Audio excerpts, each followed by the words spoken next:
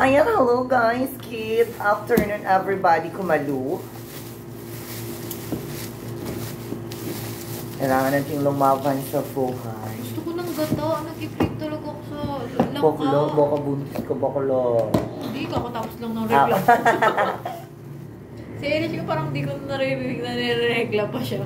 Parang di na, wala nang napkin doon sa ano. CR. Bahala kayo mga bakla. Basta ako, hindi ako nabubuntis. Ikaw mag-aalaga. Ay, grabe kayo ha. Okay lang naman. Basta baby naman, walang problema sa akin. Alam mo naman ako makababy talaga. Isama mo sa Japan. Tago mo sa maleta. Tago ko sa maliit.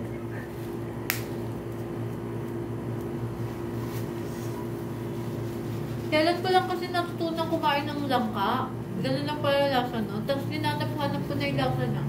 Sarap yung langka. Sabi ko nga kay Ken, pag may tinda sila, pabili ako. Kaso baka naman bibili siya, tapos ikaw naman yung wala. Kaya nga eh. Tsaka bang may baboy. Hindi naman ilalagyan ng baboy yun. Well, sa amin sa may tindahan ng mga gulayan, may baboy kahit pa paano. Sa amin hindi nilalagyan. Ano lang talaga yan, karamihan inaano siya yung ano. Maitla.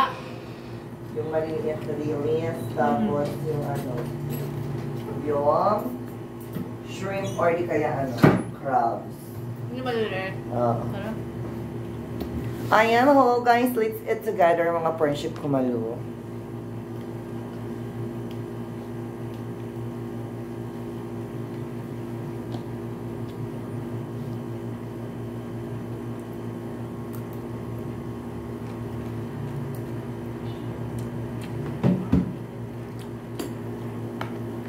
Bukas na tayo labas.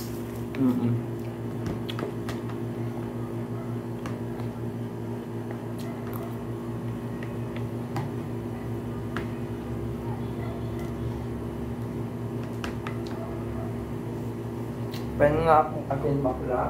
Nandiyan, sa ilalim ata. Ang dulo. Nandiyan pa ba? Kabila, pinakadulo dito.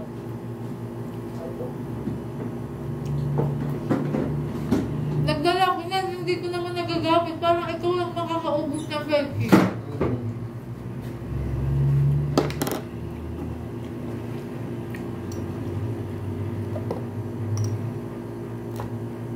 Ewan ko pa. Ako lalo sa maalat. Kasi kahit sa mga breadings nga lang, pag alam ko marami akong nakain, sakit sa dito ko. Hindi pa ako tapos kumain sa masakit na. Hindi ako nabubuhay na wala. Kaya lalo muna. Mahirap magkasakit, lambay rin.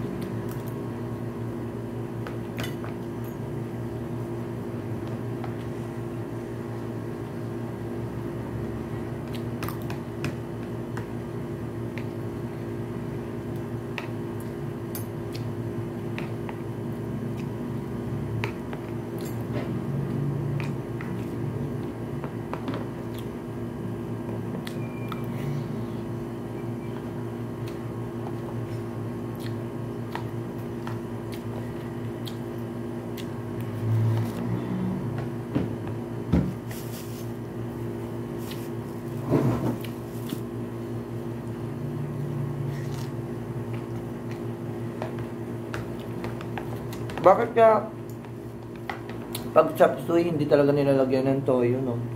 Oh? Paano kung kulay? Sabi nilalagyan konti lang. Pampakulay. Ay, ito parang kunting-kunti lang. Hindi kasi ano yan. Pantindahan eh. Pero pag sa bahay ka talaga, iba talaga luto pag sa bahay. Kahit nga walang sahog, ang sarap-sarap eh. Pero pag sa kalendarya, walang sahog, hindi mo makakain. Unan lang pa. Nung dalawa lang kasi kami ni Ken lang kaulam niya. Tapos tinikman. Hindi lang siya ganun kaalat, pero pangtinda nga lang kasi, di ba? Kaya,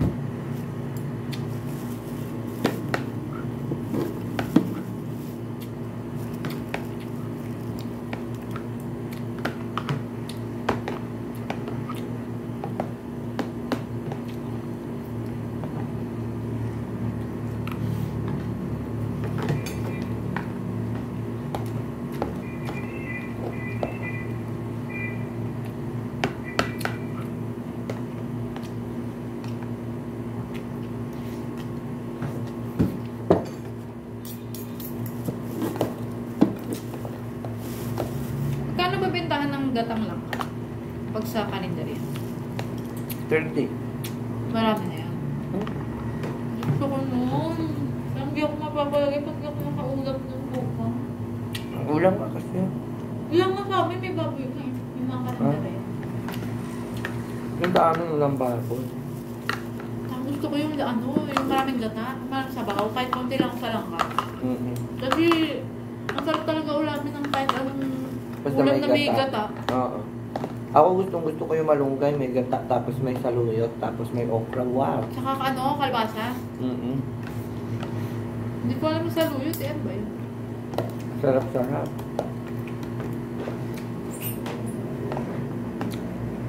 Kung pwede lang gataan yung mga hotdog, gagawin ko yun. Basta ang sarap-sarap talaga ng may gata.